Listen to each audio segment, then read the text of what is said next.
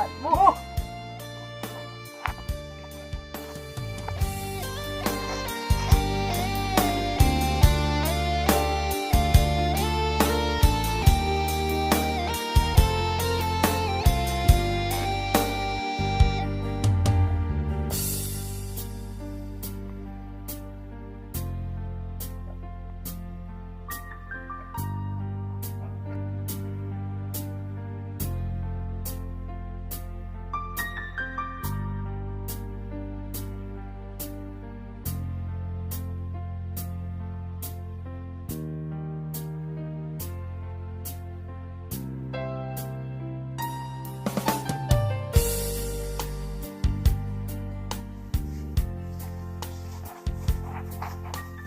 Đâu rồi đâu? Anh chị.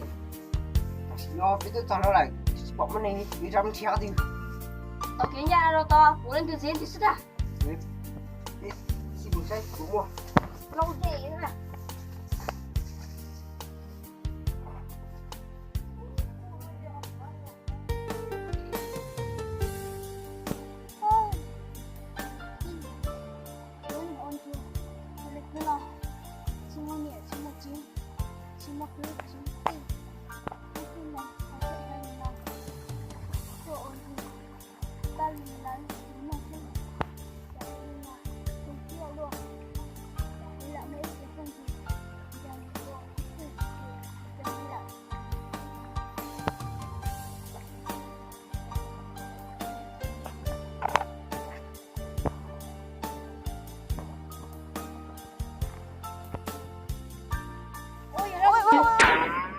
Chị cho nhỏ.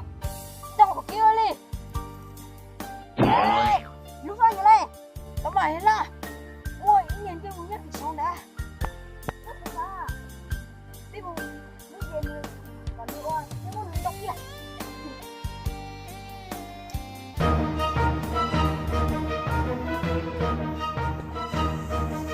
Gì mà? Con có chuyện không? Nhưng mà tôi chỉ nói cho các bạn đầu là liu để cho nó ruột để chia chỉ nó ruột thế chỉ rút đi thế đâu bắn nó cha nào ê kia có sợ ra nó cứ như ya như thì hai chúng ta cũng cả như hai chị cũng ai đâu có chúng ta này có gì tao không có đi cái con tao cũng chỉ đánh tao nhớ là tao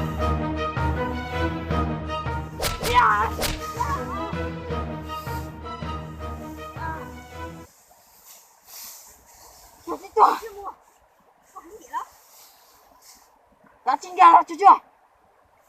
Nhận cái này nó sao?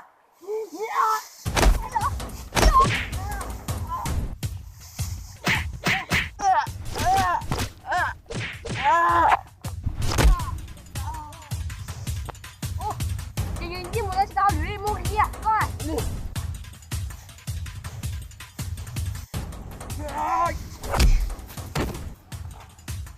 Mua cái đó. Mua cái đó.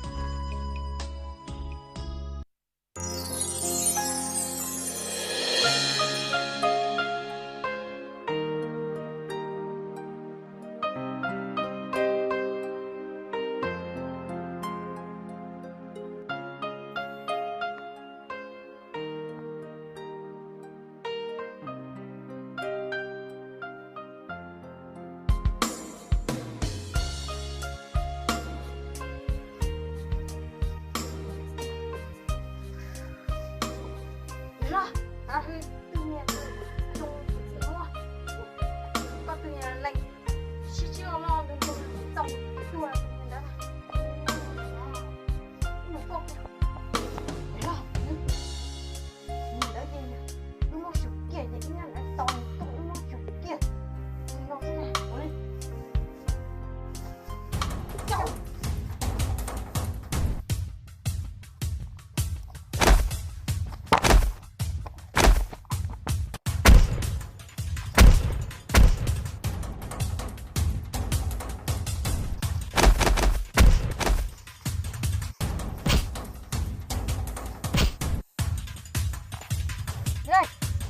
报告作战领导，老哥，就别干，干嘛？